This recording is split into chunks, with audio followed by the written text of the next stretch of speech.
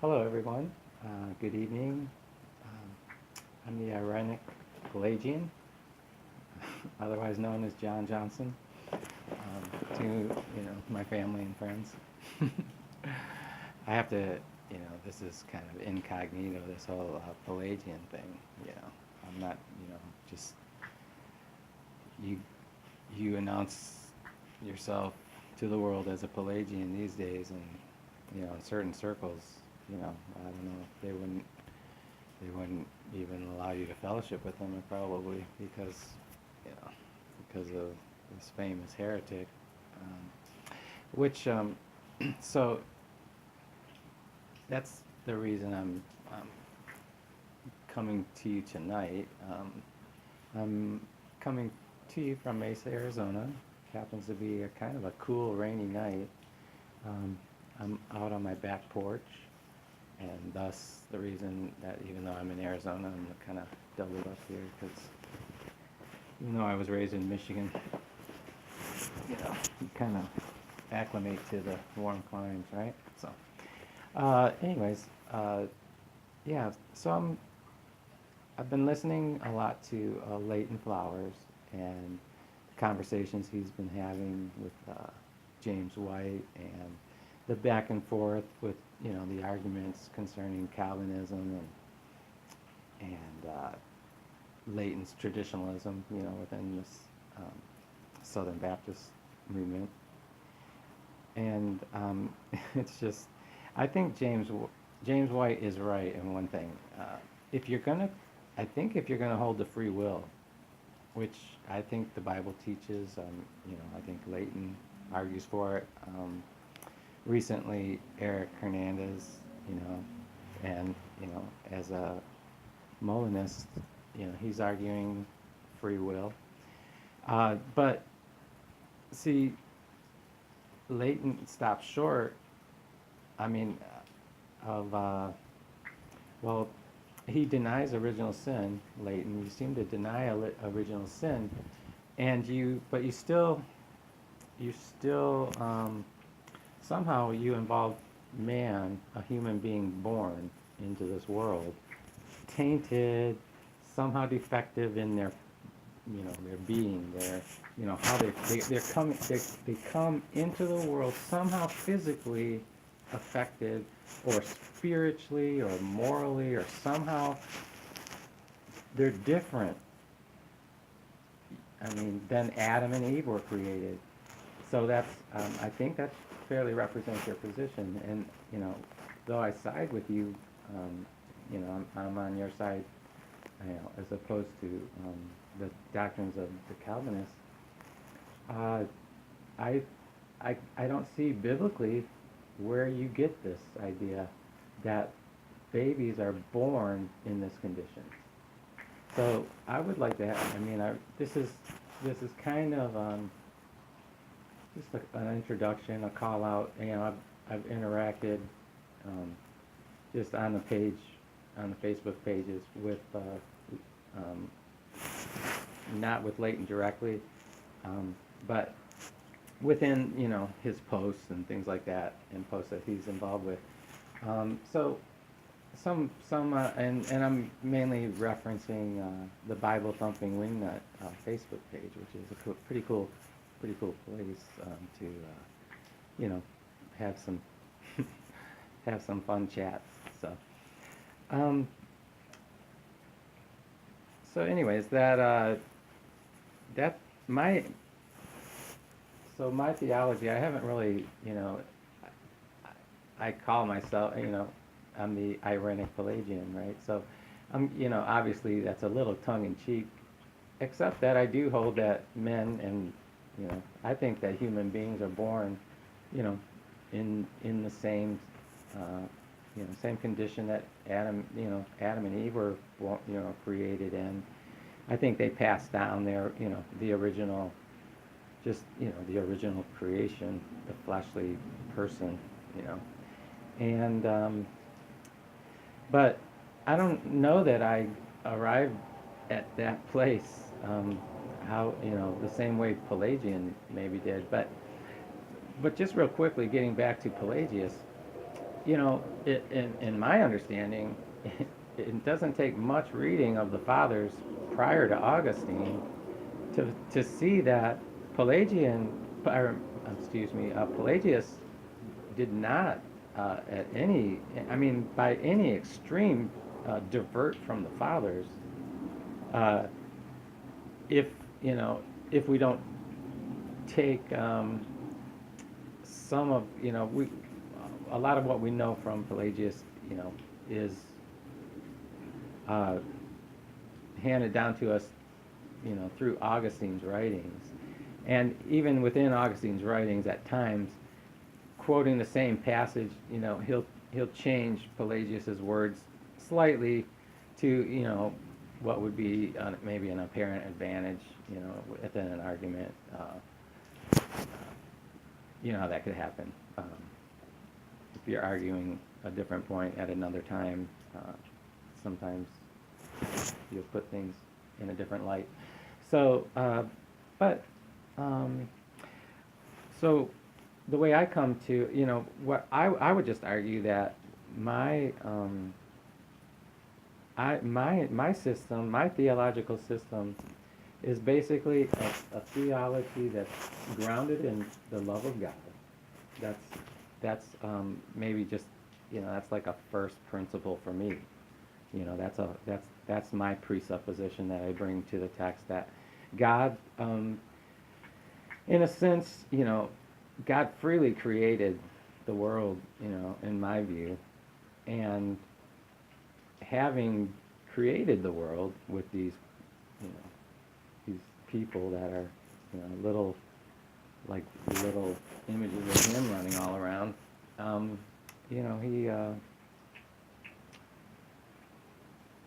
he created that world so that he could have a relationship, with his little creatures. And I would just just to real quickly highlight some of my foundational just the foundational biblical text that I rely on. I would go to Titus chapter 2, as far as if we want to ask the question, what did God want when he created man? So I think Titus chapter 2 answers that question. And the way we get from Adam to there, to Titus chapter 2, that's where, I think that's, what the argument is about. But I will just say that my anthropology, my anthropology of man is a Christological anthropology. Mine is a Christ-centered anthropology of man. So I would just disagree with, the idea that Jesus was born of a virgin in order to escape original sin. That's a precept. Talk about presuppositions brought to the text. Nowhere does it say that. Jesus was born a virgin as a sign to Israel that the Messiah was here. That's what the Bible teaches. So that, I would just deny that that man is born, because this is the reason. You cannot, original sin violates the humanity of Jesus Christ. It can't avoid it. Jesus is the son of Adam. Don't forget that. Luke, that's what Luke says. The son of Seth, the son of Adam, the son of God. And if you're going to say, well, wait, Luke only said as was supposed, as was supposed the son of, in the beginning of his genealogy. Well, are we going to suppose that he was the son of God then too? Okay, so there's that. But there's also the fact that, I think Jesus, he came and assumed our humanity And I think he died for us, as I think he died for like human beings as himself. And I think he was tempted in every way like we are, but without sin, which is pretty significant, isn't it? That Jesus comes into the world just like Adam was made, just like we were born into this world, and he look at the life he lived. And this was having set aside his deity, his divinity, his divine powers. I think that's what the Bible teaches. I don't think Jesus, of course I confess Jesus is truly God and truly man.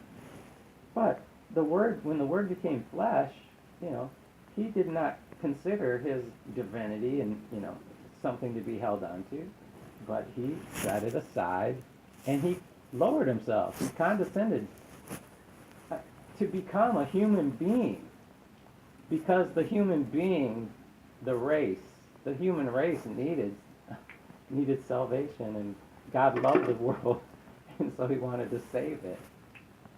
So, that was his plan, that the creator, the originator of man, the original creator of man would, in a sense, become its progenitor. Because when the Word became flesh, it's pretty wild to think about, God becoming a human being and what that means and what the Scripture says. And you just read the book of Hebrews. In future podcasts, I'm just going to lay out my theology. It's a Christ-centered theology. It's a Christ-centered anthropology, and it's a God-honoring, God-glorifying, theology that shows man. Why do you think? Why do you think God? One of the reasons I think God waited so long, so many centuries before Jesus came, was to just so man could see what y'all do. How many? There's been a lot of centuries rolled through now, and none of you guys, are making it. You're all following your own selfish, desires. You're refusing to recognize me as your creator, God. So, so that's where I'm coming from. So, I don't see how, Leighton, I don't see how you can, what I'd like to do is I just want to hear you out. I want to know, because every time you come close to this subject in any of these podcasts where, James White is pulling out the Pelagian boogeyman, card on you. Pelagian.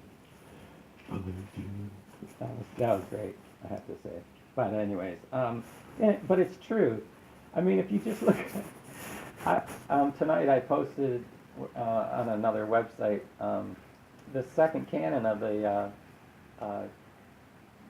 Council of Carthage of 418. And it basically says anybody that denies a baptismal regeneration, let them be anathema. People, I don't think they realize, I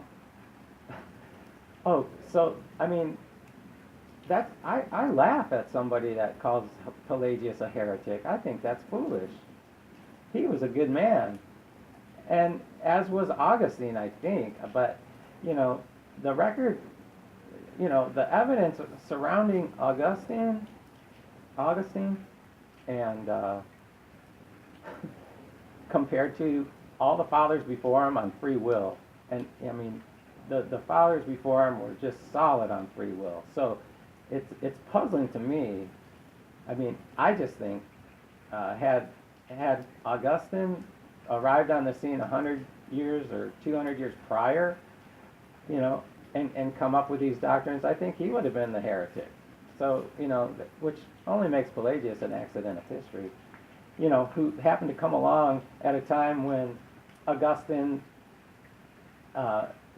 his ideas had taken hold in Africa and then in Rome, and, how things happened in history.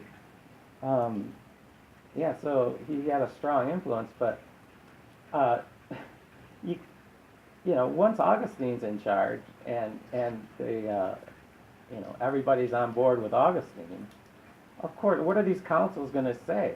What I mean, these guys are they've already. I mean, you know, I don't want to get into the tangentials of all this stuff. But, I mean, it's just I don't think people are just aware of that history, and me as somebody that is holding to some, if I want to, it's not a bad idea to look at the ideas of a guy, who are so closely tied to your theology, So that's what I want to do. So I'm not going to really, I'm not here to defend Pelagius because I don't know what he believed exactly. From what I do, what I can get, what we can garner, I can agree with his free will stance. I can agree with his stance that he was born, that mankind is born, essentially as Adam and Eve were created.